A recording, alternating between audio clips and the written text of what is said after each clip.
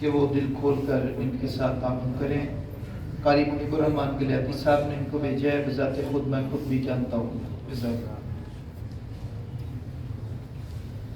الحمدللہ رب العالمین والعاقبۃ للمتقین والصلاة والسلام علی اشرف الانبیاء والمرسلین، اما بعد۔ روزوں کے مسائل بیان کیے جا رہے ہیں۔ کیا روزے دار جو ہے روزہ رکھ کے وہ نہا سکتا ہے، یا کیا وہ بار بار اپنے سر پہ پانی ڈال سکتا ہے؟ اس حوالے سے ابو داؤد شریف کی حدیث ہے، بیان کرنے والے صحابی حضرت ابو بکر بن عبد الرحمن رضی اللہ تعالیٰ عنہ، وہ فرماتے ہیں عن رجل عن بعض اصحاب النبی صلی اللہ علیہ وسلم قال رأیت النبی صلی اللہ علیہ وسلم، کہتے ہیں ہم نے دیکھا خود اللہ کے نبی جناب محمد الرسول اللہ صلی اللہ علیہ وسلم کو بالعرج یصب علی رأسہ الماء، میرے نبی گرمی کی وجہ سے، گرمی کی شدت کی وجہ سے اپنے سر پہ پانی بہاتے تھے، وَهُوَ صَائِمٌ، اور آپ روزے سے ہوتے، من العطش او من الحر، اگر گرمی نہیں بھی ہے، گرمی کی شدت ہے، پھر بھی آپ اپنے سر پہ پانی بہا سکتے ہیں، نہیں بھی گرمی پھر بھی آپ سر پہ پانی بہاتے ہیں اگر، تو اس سے روزے پہ کوئی فرق پڑتا نہیں ہے، کوئی حرج نہیں ہے اس میں۔ ایسا بندہ جو روزے دار ہے، روزہ رکھا ہے، اس نے سو گیا ہے، اس کو احتلام ہو گیا ہے، غسل واجب ہو گیا اس پہ، کیا اس کا روزہ باقی رہے گا؟ یا بعض اوقات پیشاب والی جگہ سے پانی نکل آتا ہے، کیا روزہ باقی رہے گا؟ پیچیدہ مسائل ہیں۔ بخاری شریف کے اندر یہ موجود ہے۔ قال ابن عباس و اکرمہ رضی اللہ تعالیٰ عنہ، یہ حضرت عبداللہ ابن عباس اور حضرت اکرمہ رضی اللہ تعالیٰ عنہ، یہ دونوں صحابی مفسر قرآن بھی ہیں، فرماتے الصوم مما دخل ولیس مما خرج، روزہ اس چیز کا نام نہیں ہے کہ کوئی چیز جسم سے جب باہر نکلتی ہے تو اس سے روزے پہ کوئی فرق نہیں پڑتا، بلکہ الصوم مما دخل، جب کوئی چیز جسم باہر سے اندر داخل کریں گے اس سے روزے پہ کیا ہوگا؟ فرق پڑے گا۔ لہٰذا اس کے بعد جو مسئلہ ہے، ایسا بندہ جس پہ غسل واجب ہو گیا، سویا روزے کی حالت میں، وہ اٹھ کے اپنا غسل کرے اور اپنے معاملات کو جاری رکھے، کوئی حرج نہیں ہے اس میں۔ یہاں پہ ایک مسئلہ بڑا پیچیدہ ہے، کیا روزے دار انجیکشن لگوا سکتا ہے؟ یہ بڑا پیچیدہ مسئلہ ہے۔ بعض لوگوں نے تو کہا لگوا سکتا ہے، کوئی حرج نہیں۔ پہلی بات تو یہ، اللہ کے نبی جناب محمد الرسول اللہ صلی اللہ علیہ وسلم کے دور میں انجیکشن نہیں ہوتا تھا۔ اب میرے بھائیوں، جیسے کہ حضرت عبداللہ اور حضرت اکرمہ رضی اللہ تعالیٰ عنہ فرما رہے ہیں الصوم مما دخل، روزے میں فرق تب پڑتا ہے جب کوئی چیز آپ اندر داخل کرتے ہیں جسم میں، وہ کسی بھی طریقے سے کرتے ہیں۔ بعض لوگ کہتے ہیں نس میں لگواؤ پھر روزہ ٹوٹتا ہے، گوشت میں لگواؤ روزہ نہیں ٹوٹتا، ایسا کچھ نہیں ہے۔ ہاں اگر ایک ایسا بندہ ہے جس کا آپ کو پتہ ہے اس کی جان کا خطرہ ہے، انجیکشن لگے گا یہ بچ جائے گا، اس کو آپ روزہ لگا سکتے ہیں، اس کو آپ انجیکشن لگا سکتے ہیں، وہ فمن استر غیر باغ ولا عاد کے تحت آ جاتا ہے۔ لیکن یہ جو عام انجیکشن، بعض اوقات لوگ طاقت کا انجیکشن لگوا رہے ہوتے ہیں، بعض اوقات ایسے ہی نزلہ زکام بخار ہے اس کا انجیکشن لگوا رہے ہوتے ہیں، تو لہٰذا اس چیز سے بہت زیادہ اوائڈ کریں کہ روزہ رکھتے ہوئے آپ نے انجیکشن سے اجتناب کرنا ہے۔ اگر کوئی ایسا بندہ جو، یہ بات میں میرے پہ نہ فتویٰ لگا دیجیے گا کہ قاری صاحب نے کہا تھا تو بندہ ہی مر گیا جی، اس انجیکشن نہیں لگوایا، ایسا بندہ جو مریض ہے اور اس کو انجیکشن کے بغیر گزارا نہیں ہے، آپ اس کو لگا سکتے ہیں، کوئی حرج نہیں۔ لیکن بات پھر وہی ہے حضرت عبداللہ اور حضرت اکرمہ رضی اللہ تعالیٰ عنہما والی کہ الصوم مما دخل، روزے پہ فرق پڑے گا جب آپ باہر سے کوئی چیز اندر داخل کریں گے، ولیس مما خرج، اندر سے کوئی بھی چیز باہر آئے، زخم ہے اس میں سے بلڈ نکل آیا، روزے پہ کوئی فرق نہیں پڑ رہا۔ زخم ہو گیا آپ کو، اس میں سے پس نکل رہی ہے، روزے پہ کوئی فرق نہیں ہے۔ اس کے علاوہ آپ پہ احتلام ہو گیا، آپ پہ غسل واجب ہو گیا، روزے پہ کوئی فرق نہیں ہے۔ آپ اپنا کام کریں. دوسری بات یہ ہے کیا روزے دار سر میں تیل کنگھی وغیرہ کر سکتا ہے؟ یہ پیچیدہ مسائل ہے. لوگ کہتے ہیں سر میں جب ہم تیل لگاتے ہیں وہ سانپ کے ذریعے اندر جاتا ہے, کیا وہ لگانا چاہیے یا نہیں لگانا چاہیے؟ حضرت عبداللہ ابن مسعود رضی اللہ تعالیٰ عنہ فرماتے ہیں اذا کان یوم صوم احدکم, تم میں سے جب کوئی ایک بھی روزے کی حالت میں ہو وہ سر میں تیل بھی لگا سکتا ہے دگینا اور مترجلا, وہ کنگھی بھی کر سکتا ہے, اس میں کوئی حرج نہیں ہے. کیا روزے دار اپنی ناک میں دعا ڈال سکتا ہے, یہ جو قطروں والی دوائی ہے, یا کیا وہ سرما لگا سکتا ہے, کان میں دوائی ڈالی جا سکتی ہے؟ اس کے بارے میں صحابہ یہ بات کہتے ہیں آپ دوائی ڈال سکتے ہیں, لا بأس, اس میں کوئی حرج نہیں ہے, لیکن اتنی ڈالنی ہے وہ حلق میں نہ چلی جائے. کتنی ڈالنی ہے؟ جتنی وہ حلق. آپ آنکھ میں جب ڈالتے ہیں نا 2-3 قطرے, ان کا ٹیسٹ حلق میں بھی جاتا ہے. اگر آپ آدھا قطرہ ڈالتے ہیں پھر نہیں جائے گا. اسی طرح کان میں اگر 2 قطرے ڈالتے ہیں تو روزے کی حالت میں آپ تھوڑی ڈالیں, وہ بھی مجبوری کی حالت میں. کیا ایسی عورت جس کا میاں سخت ہو, اللہ ماشاءاللہ, ایسی عورت جس کا میاں سخت ہو وہ کیا ہنڈیا کا ذائقہ چکھ سکتی ہے روزے کی حالت میں؟ فرض روزے ہیں, آپ پتہ ہے اس کو کہ میرا میاں جو ہے وہ زیادہ نمک نہیں کھاتا یا زیادہ مرچیں نہیں کھاتا, تو کیا مجبوری کے تحت یہ روز کا کام نہیں بنانا؟ مجبوری جب اس کو شبہ ہو جائے کہ نمک زیادہ ہے یا مرچیں زیادہ ہیں یا کوئی مسالہ زیادہ ہو گیا ہے, پھر وہ کیا کرے گی؟ حضرت عبداللہ ابن عباس رضی اللہ تعالیٰ عنہ فرماتے ہیں اس بات میں کوئی حرج نہیں, لا بأس ان یتطعم, یہ کہ وہ اس میں سے چکھ لے لیکن صرف زبان کے ٹیسٹ تک, اندر حلق میں نہیں لے کے جائے گی. کوئی بھی چیز جب ہم زبان پہ لگاتے ہیں اس کا فوراً ٹیسٹ پتہ چل جاتا ہے, نمک زیادہ ہے, مرچیں زیادہ ہے, کیا چیز ہے, مسالہ زیادہ ہے, کم ہے, یہاں تک وہ ٹیسٹ کر سکتی ہے, اس میں کوئی حرج نہیں. تھوک کا نکلنا کیا کیسا ہے؟ بعض روزے دار ایسے ہوتے ہیں, بعض لوگ ہی ایسے ہوتے ہیں جن کو یہ بھی ایک بیماری ہے, جگہ جگہ تھوکنا, یہ عادت ہے, یہ اچھی عادت نہیں ہے. ڈاکٹر بھی اس بات سے منع کرتے ہیں. یا آپ کو پتہ ہے تھوکنے کے بھی جو ہے نا جرمز اور جراثیم ہوتے ہیں جس سے بیماری پھیلتی ہے. مجھے اچھے سے یاد ہے ایک دفعہ ایک بندہ وہ فوت ہو گیا, تو ایک دوسرے دوست کی وہ خواب میں آیا, اس نے اسے پوچھا بتاؤ یار تمہارا معاملہ اللہ کے ہاں کیسا رہا؟ کہنے لگا باقی مجھے نہیں پتا, لیکن میرا ایک عمل جو ہے وہ اللہ کے ہاں بڑا قبول ہوا. پوچھا وہ کون سا؟ کہا میں نے کبھی قبلے کی طرف منہ کر کے نہیں تھوکا تھا. اب ہم میں سے کون ایسے جس کو پتا ہے قبلہ کدھر ہے؟ یہاں سے باہر نکلو تو میں پتہ ہی نہیں چلتا قبلے کا رخ کدھر ہے. اس نے کہا میں نے کبھی پوری زندگی قبلے کی طرف منہ کر کے نہیں تھوکا تھا, یہ ادب تھا میرے اندر, اس ادب کی وجہ سے اللہ نے میری نجات کر دیا. تو یہ چھوٹے چھوٹے اعمال جو ہیں یہ اللہ کے ہاں بہت زیادہ قابل عزت والے ہیں. حضرت عطا رحمۃ اللہ علیہ فرماتے ہیں اس بات میں کوئی حرج نہیں ہے کہ روزے دار جو ہے وہ اپنا تھوک نگل سکتا ہے, اس میں کوئی حرج نہیں ہے, تھوک نگلنے میں کسی قسم کا کوئی معاملہ نہیں ہے. اگر کوئی ایسا بندہ جو رات کو اٹھا ہے سحری کے وقت, اب آج کل چونکہ سحری کا ٹائم جو ہے وہ تقریباً 4:43-44 پہ آ گیا ہے, آج کی جو افطاری تھی ہماری, تو ہماری عادت ہوتی ہے ہم اٹھتے ہیں, گھر والے ماشاءاللہ اٹھ جاتے ہیں 3-3:30 بجے, سلام ہے ان میری ماؤں بہنوں بیٹیوں کو, تو ہم سوئے رہتے ہیں, ہماری روٹین ہے ہم اٹھتے ہیں 4:15 بجے, پتہ ہوتا ہے جی 4:15 آدھا گھنٹہ. اگر کوئی بندہ ایسا ہے جس پہ غسل واجب ہو گیا یا وہ اپنی بیوی کے پاس گیا ہے, اب وہ اٹھا ہے 4:30 بجے یا 4:15 بجے, اب وہ دیکھتا ہے کہ اگر میں غسل کرتا ہوں تو میری سحری جاتی ہے, سحری کرتا ہوں تو میرا غسل نہیں ہوتا, تو کیا وہ پہلے کیا کرے گا؟ یہ حدیث بخاری شریف کے اندر موجود ہے. حضرت ابی بکر بن عبد الرحمن رحمۃ اللہ علیہ فرماتے ہیں قال كنت انا وابی, میں اور میرے والد, فذهبت معه حتى دخلنا عن عائشہ رضی اللہ تعالی عنہا, ہم حضرت عائشہ رضی اللہ تعالی عنہا کے پاس گئے. قالت, ہم نے ان سے یہ مسئلہ پوچھا کہ نبی اکرم صلی اللہ علیہ وسلم نے کبھی ایسا معاملہ ہوا, آپ ہمیں بتائیں.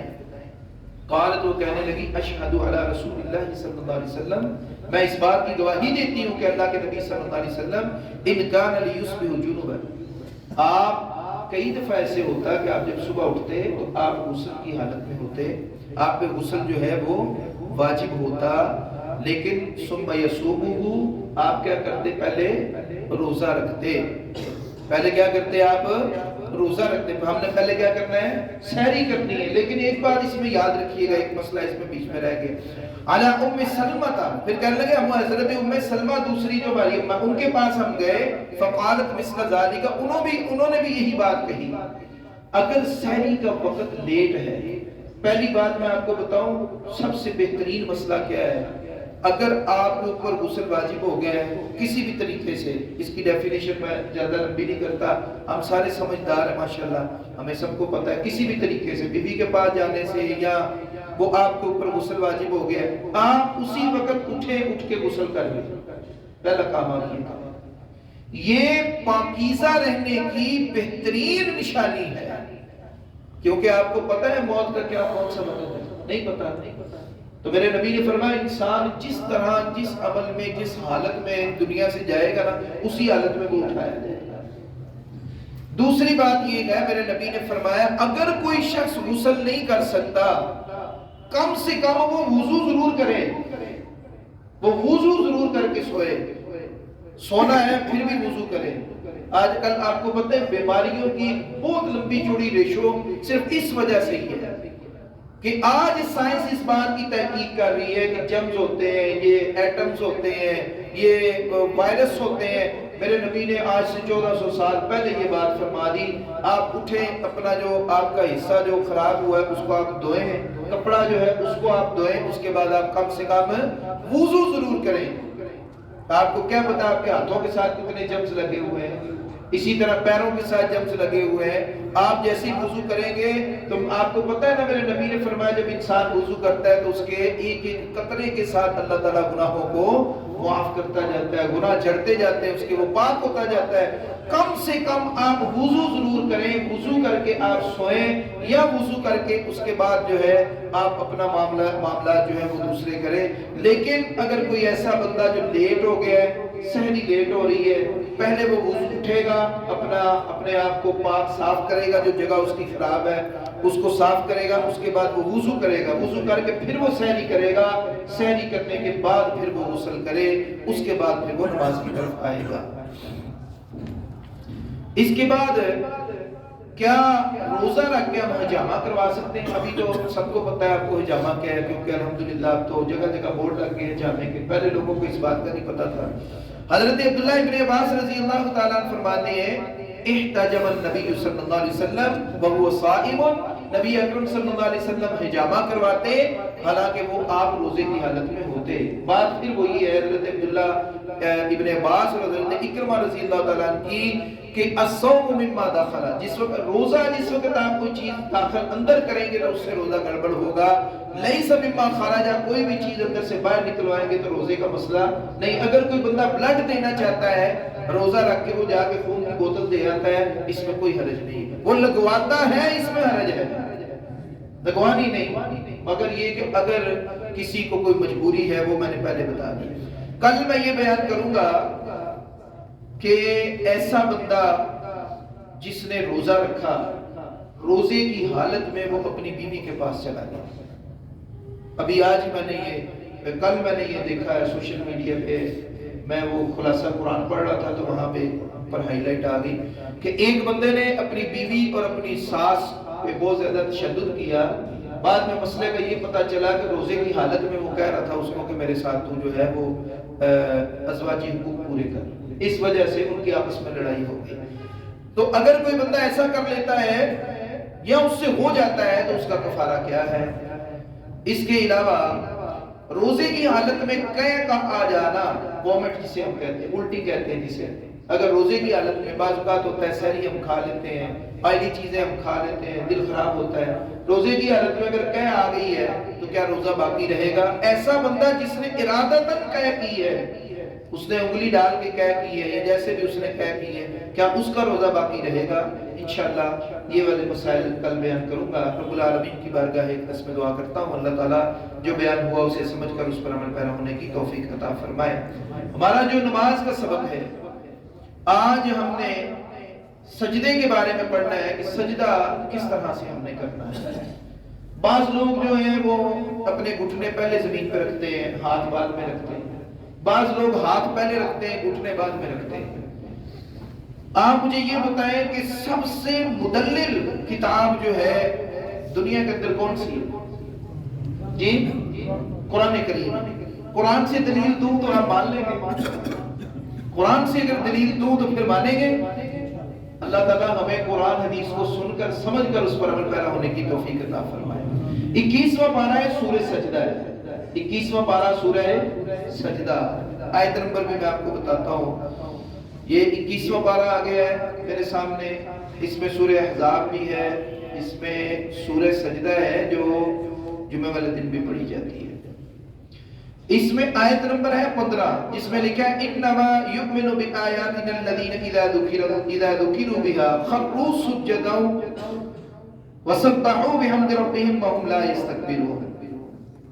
یہاں پہ اللہ رب العالمین نے فرمایا انما یؤمن بآیاتنا الذین اذا ذکروا بها خروا سجدا. جس وقت میرے جو ایمان والے ان کے سامنے اللہ کا ذکر کیا جاتا ہے اور انہیں سجدے کی طرف بلایا جاتا ہے تو وہ اپنی ٹھوڑیوں کے بل زمین پہ اللہ کے سامنے سجدہ ریز ہو جاتے ہیں. اب پہلے گھٹنے ہیں, جب ہم پہلے گھٹنے رکھیں گے پہلے ٹھوڑی نیچے جائے گی یا پہلے ہاتھ رکھیں گے پھر چہرہ جائے گا؟ بتائیں, فیصلہ آپ نے کرنا ہے. جو ہاتھ آپ پہلے رکھیں گے تو آپ کا چہرہ پہلے جھک جائے گا. جب آپ اپنے گھٹنے پہلے رکھیں گے تو آپ کا چہرہ نہیں جھکے گا. اس لیے میں حدیث کی طرف تو آتے ہی نہیں نا. حدیث کی طرف آؤں گا تو آپ کہیں گے یہ بھی ہے یہ بھی ہے یہ بھی ہے. میں نے آپ کو قرآن کی دلیل دی ہے کہ اللہ رب العالمین فرماتے ہیں وہ اپنی ٹھوڑیوں کے بل زمین کے اوپر آ جاتے ہیں. آپ جیسے ہی اپنے ہاتھ زمین پہ پہلے لے کے جائیں گے آپ کا چہرہ پہلے نیچے چلا جائے گا. آپ جیسے اپنے گھٹنے پہلے رکھیں گے آپ ایسے رہیں گے. اب میں نے آپ کو مسئلہ بتا دیا, عمل آپ نے کرنا ہے. میں نے آپ کو شروع میں بتایا کہ تعصب کی میرے سے آپ نے امید نہیں رکھنی. میں تعصب والے مسائل اختلافی مسائل میں بیان نہیں کرتا. دوسری حدیث یہ ہے اللہ کے نبی جناب محمد رسول اللہ صلی اللہ علیہ وسلم نے فرمایا کہ سجدے کے اندر یہ آپ نے خود تجربہ کرنا ہے جو میں نے آپ کو بتایا. اس کا تجربہ آپ خود کیجیے. پہلے گھٹنے لگا کے بھی تجربہ کیجیے گا, پہلے ہاتھ نیچے رکھ کے بھی تجربہ کیجیے گا. جو آپ کو اچھا لگے آپ اس پہ عمل کر لیں. نبی اکرم صلی اللہ علیہ وسلم نے فرمایا سجدے میں 7 ہڈیوں کا لگنا بہت ضروری ہے. کتنی ہڈیوں کا؟ 7 ہڈیوں کا. 2 ہمارے پاؤں ہیں, یہ پنجے کے اندر کیا ہوتا ہے؟ ہڈی ہوتی ہے. 2 ہمارے گھٹنے, کتنی ہو گئی؟ جلدی جلدی آپ بولیں گے تو کوئی مسئلہ جلدی ختم ہوگا. تو 2 ہاتھ ہو گئے, کتنی ہو گئی؟ 6 ہو گئی. کبھی آپ نے ڈھانچہ دیکھا ہے؟ ڈھانچے کی کھوپڑی دیکھی ہے آپ نے؟ محمد دیکھتے ہی ہے نا. کھوپڑی جو ہوتی ہے وہ ماتھا اور ناک کی ہڈی ایک ہوتی ہے 2 ہوتی ہے؟ ایک ہوتی ہے. ماشاءاللہ سارے سمجھدار ہیں. تو کتنی ہو گئی؟ 7 ہو گئی. میرے نبی نے ایک بندے کو دیکھا, اس نے اپنا ماتھا زمین پہ لگایا ہوا تھا, ناک اٹھایا ہوا تھا. میرے نبی نے فرمایا تیری ناک خاک آلود ہو, اس ناک کو بھی زمین پہ لگا. لہذا یہ ناک کی یہ والی جو ہڈی آتی ہے نا جہاں سے وہ ہڈی شروع ہوتی ہے, آپ یہاں دیکھیں گے نا ادھر گوشت ہے ادھر ہڈی نہیں ہے, یہاں سے یہ ہڈی شروع ہوتی ہے. آپ نے یہ ہڈی بھی یہ بھی لگانی ہے اور یہ والی بھی لگانی ہے. بعض لوگوں نے دیکھا ادھر بہت بڑا محراب بن جاتا ہے ان کو, کیونکہ وہ صرف یہی چیز لگائے رکھتے ہیں, وہ ناک اپنی لگاتے نہیں ہیں. یہاں پہ تو محراب بن گیا, ادھر کیوں نہیں بنا؟ اب یہ دیکھیں آپ جو مسئلہ ہے نا وہ یہ ہے کہ یہ ہڈی پوری ہم نے کیا کرنی ہے؟ لگانی ہے ہم نے زمین پہ. اس کے بعد آپ کا چہرہ آپ کے دونوں ہاتھوں کے درمیان میں ہو. آپ کا چہرہ آپ کے دونوں ہاتھوں کے درمیان میں ہو. جو سب سے اہم بات ہے, آپ کے پیر کہاں پہ ہو؟ آپ کے دونوں پیر ایسے جڑے ہوئے ہوں, میری طرف دیکھیں, ایسے جڑے ہوئے ہوں, اور آپ کی انگلیوں کا رخ قبلے کی طرف ہو. بعض لوگ اپنی انگلیاں ایسے کر لیتے ہیں, بعض لوگ اپنی انگلیاں ایسے رکھتے ہیں. یہ انگلیاں جب آپ اس طرح رکھیں گے نا, یہ بالکل اس طرح سے آپ کی انگلیاں, ان کا رخ جو ہے کس طرف ہو؟ قبلے کی طرف ہو. پاؤں دونوں پیچھے سے جڑے ہوئے ہو. اگر کسی کو سمجھ نہیں آئی میں قاری صاحب سے کہوں گا وہ ایک دفعہ قاری صاحب ادھر ان کو سجدہ جو ہے وہ ایک کر کے آپ دکھا دیں کہ پاؤں جو ہے وہ دونوں جڑے ہوئے ہونے چاہیے پیچھے سے. آپ سجدے میں جائیں دونوں پر, یہ دیکھیں, یہ بالکل یہ طریقہ سنت کے مطابق ہے. جزاک اللہ خیر. یہ طریقہ سنت کے مطابق ہے، آپ نے اسی طرح سے سجدہ کرنا ہے۔ آپ کوئی بھی حدیث کی مدلل کتاب اٹھائیں گے اس میں دیکھیں گے یہ سجدہ جو ہے یہ سنت کے مطابق ہے۔ میرے نبی نے فرمایا صلو کما رأیتمونی اصلی، نماز اس طرح پڑھو جس طرح مجھے نماز پڑھتے ہوئے دیکھا ہے۔ میں رب العالمین کی بارگاہ اقدس میں دعا کرتا ہوں اللہ آپ کا بیٹھنا دل جمی کے ساتھ مسائل سننا اپنی بارگاہ اقدس میں قبول فرمائے۔ جزاک اللہ۔